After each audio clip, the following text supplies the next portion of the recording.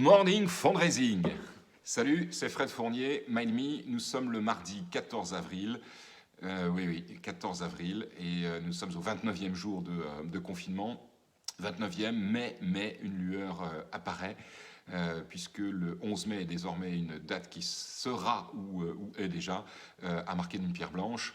J'y reviendrai dans des prochaines vidéos, à savoir un petit peu comment et qu'est-ce qu'il faut envisager sur cette reprise d'activité qui semble se profiler. Aujourd'hui, je souhaitais vous parler, à l'issue et à la suite de ce dont je vous ai parlé sur une précédente vidéo, des Facebook Ads et de la communication sur Facebook, et vous alerter quelque part sur une problématique qui se fait jour et qui est de plus en plus à la fois fréquente et qui se développe énormément sur les réseaux sociaux, à savoir les commentaires les plus acerbes, pour ne pas dire les plus ignobles, voire dégueulasses, qui sont mis en avant sur nombreuses des campagnes Facebook notamment. J'ai un premier indice qui nous a permis de travailler sur ces problématiques-là chez MindMe.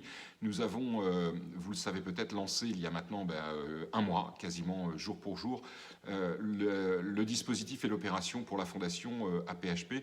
Au passage, un dispositif que MindMe a souhaité mettre en place pro bono pour la fondation. Et nous avions intégré dans la landing page, l'un des outils que nous avons créé, un social wall qui remontait l'ensemble des hashtags, ou plutôt le hashtag « on applaudit ». Nous nous sommes vite rendus compte, alors que la dimension du social world était automatisée, nous nous sommes vite rendus compte que bon nombre d'autres hashtags étaient accolés au hashtag on applaudit et n'étaient pas véritablement jojo. Des hashtags on n'oubliera pas, des hashtags Macron assassin, des hashtags etc. Qui faisaient une grise mine dans un environnement très positif de mobilisation et de solidarité autour de la fondation APHP. On a su régler le problème, mais on a été un petit peu effaré de voir quelles étaient les réactions sur les réseaux sociaux face à cette crise, ou du moins certaines réactions, soyons clairs. Si je reprends l'exemple de Facebook, il vous suffit d'aller voir un petit peu dans les commentaires, et chacun a un fil Facebook sur lequel il ou elle reçoit des notifications, des ads de différentes organisations. Il suffit d'aller lire un petit peu les commentaires pour se rendre compte que ces réseaux sociaux et ces commentaires sont pas toujours très folichons. Certains sont plus ou moins structurés, plus ou moins argumentés, d'autres ne le sont pas du tout. Toujours est-il qu'il faut être extrêmement vigilant si vous lancez des campagnes sur les réseaux sociaux en ce moment, sur votre capacité à pouvoir gérer ces commentaires. En d'autres termes, avez-vous la capacité d'avoir et de mettre en place un minimum de community management?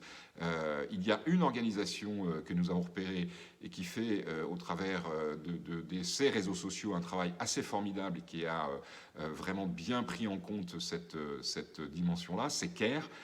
CARE France, un petit coucou à Emmanuelle Crochet si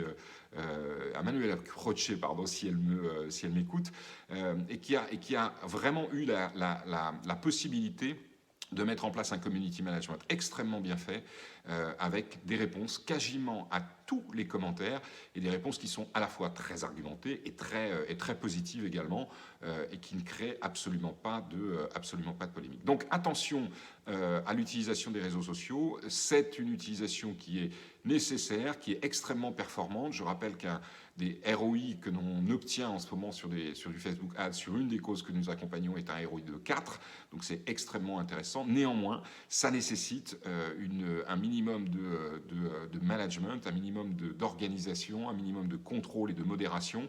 Bien sûr, il ne faut pas couper les commentaires, ça serait peut-être et potentiellement pire que tout, mais il faut être à même de regarder, de répondre et de bien mesurer si vous avez cette capacité-là, parce que les choses sont parfois un petit peu compliquées. Voilà, c'était un peu l'astuce du jour, je le répète, en ce mardi 14 avril. J'espère que vous avez tous passé un excellent week-end de Pâques. Vous allez avoir encore quelques petits week-ends à la maison.